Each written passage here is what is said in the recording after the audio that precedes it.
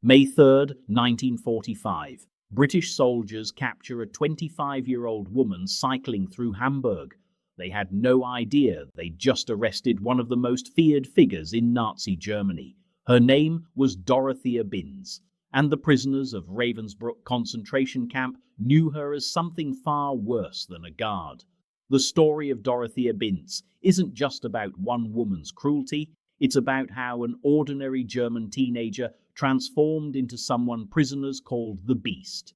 It's about how she rose through the SS ranks faster than almost anyone, and it's about the chilling testimony that would eventually send her to the gallows at just 27 years old.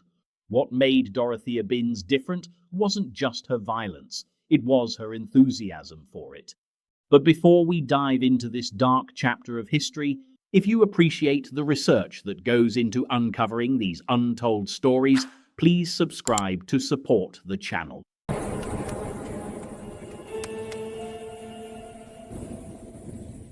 Dorothea Binz was born on March 16, 1920, in Försterei-Dusterlake, a small village in Brandenburg, Germany. Her family wasn't wealthy or influential. Her father worked as a laborer, and they lived a modest working-class life. There was nothing in her early childhood that screamed future war criminal. She attended local schools, played with neighborhood children, and seemed unremarkable. But history was about to reshape Germany, and Dorothea would reshape herself to fit it. When Adolf Hitler seized power in 1933, Dorothea was just 13 years old. Like millions of German youth, she was swept into the Nazi indoctrination machine. She joined the League of German Girls, the female equivalent of the Hitler Youth. While boys learned military drills and weapons training, girls like Dorothea were taught something different. They learned that their purpose was motherhood. Their duty was producing children for the Reich. Their identity was service to the Führer. The indoctrination worked. By the time Dorothea turned 15, she'd left formal education. Most girls her age were being prepared for domestic life, marriage, children, homemaking. But Dorothea wanted something else. She wanted purpose. She wanted power. And in August 1939, at just 19 years old, she found both. She volunteered to work at Ravensbrück concentration camp. Here's what makes that choice significant. She volunteered. Nobody forced Dorothea Binz into that role. She actively chose to enter one of the Reich's darkest institutions. And she started at the bottom, working in the camp kitchens, preparing food for guards while prisoners starved mere feet away. But Dorothea wouldn't stay in the kitchens for long. Ravensbrück was different from other concentration camps. Located about 50 miles north of Berlin, it was designed primarily for women. Between 1939 and 1945, approximately 132,000 women passed through its gates. Nearly 50,000 came from Poland, another 28,000 from the Soviet Union, about 25,000 from Germany and Austria. More than 80% were imprisoned for political reasons. Resistance fighters, communists, intellectuals, anyone who opposed Nazi ideology. The death toll at Ravensbrück remains uncertain, but historians estimate at least 50,000 women died there. Into this nightmare walked, within 1 month, she was reportedly promoted from kitchen worker to Aufseherin, a female overseer. Ravensbrück served as a training center for female SS guards. About 4,000 women learned their craft there before being deployed to camps across Nazi-occupied territory. These weren't soldiers. They were civilians who volunteered to become instruments of terror, and the camp needed instructors, women who could demonstrate the proper way to break a human being. Dorothea Binz became one of those instructors. By September 1940, barely a year after arriving, Dorothea was deputy director of a penal block. 2 years later, she became director. In July 1943, she was named Deputy Chief Wardress. She was 23 years old and already one of the most powerful women in the camp. But power in Ravensbrück meant something very specific. It meant the power to hurt. Survivors' testimonies paint a consistent picture of Dorothea Binz. She carried a plaited whip, her signature weapon, and she knew how to use it. She would patrol the camp with her German shepherd, searching not for troublemakers but for victims. She had a particular preference: the weakest prisoners, the sick ones. Those were the women Dorothea targeted most. Every morning, prisoners assembled for roll call in the camp plaza. When Dorothea Binz appeared, witnesses said the entire plaza fell silent. Women who'd survived months of horror still feared her specifically. They stood perfectly still, hoping her eyes wouldn't land on them. Because if Dorothea noticed you, you were going to suffer. Her methods were systematic. According to witness testimony, she would kick prisoners, whip them, punch them, stomp on them. She reportedly shot women who couldn't work. She selected prisoners for execution with casual indifference.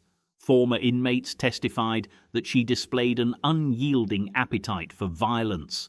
But here's what makes Dorothea's story particularly disturbing. She didn't just commit violence. Witnesses said she enjoyed it. Witnesses reported that Dorothea had a boyfriend, SS officer Edmund Browning. According to testimony, the couple had a romantic ritual. They would allegedly walk through the camp holding hands, watch women being flogged and beaten, then stroll away laughing. Witnesses testified they treated human suffering like entertainment, like a movie.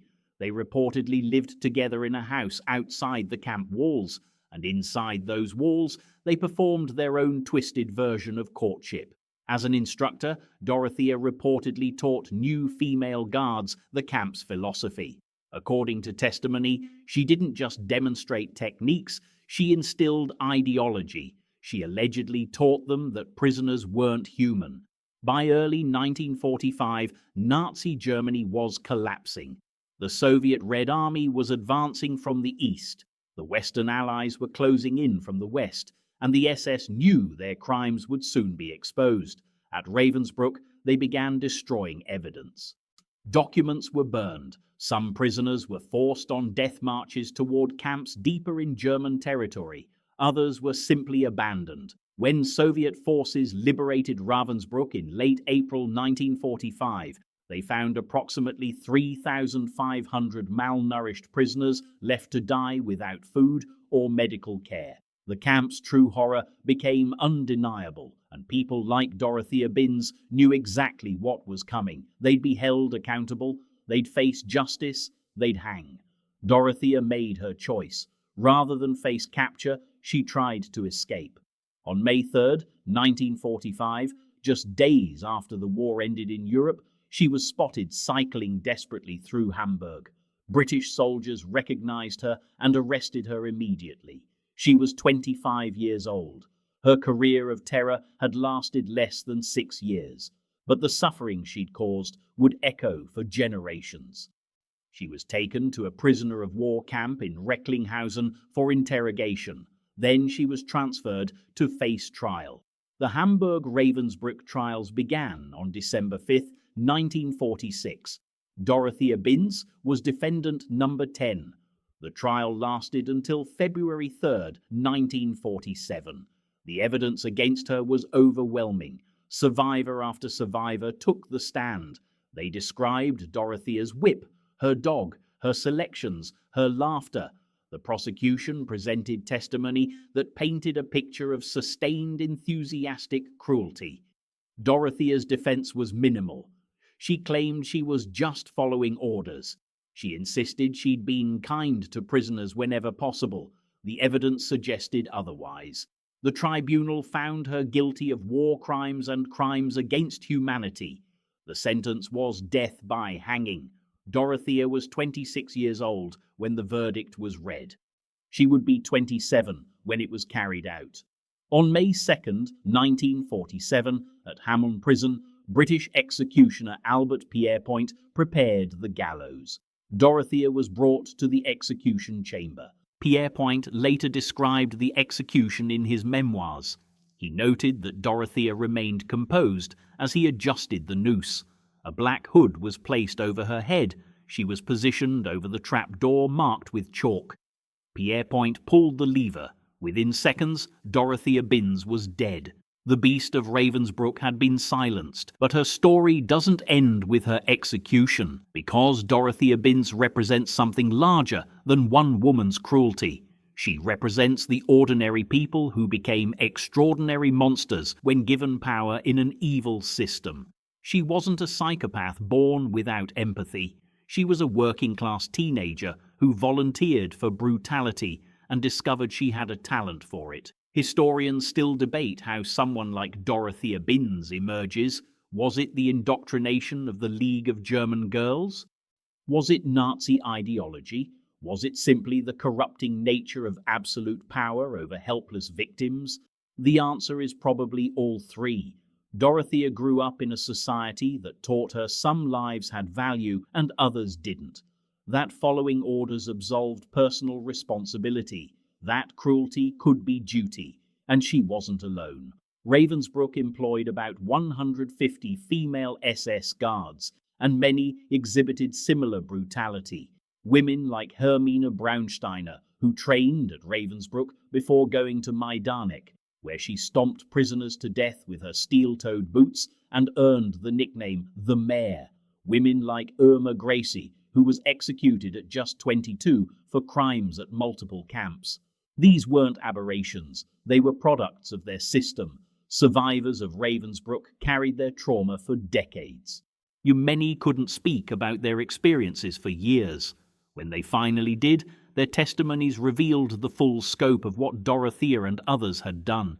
One survivor, Elsie Maréchal, wrote, "We didn't feel like we had the value of cattle.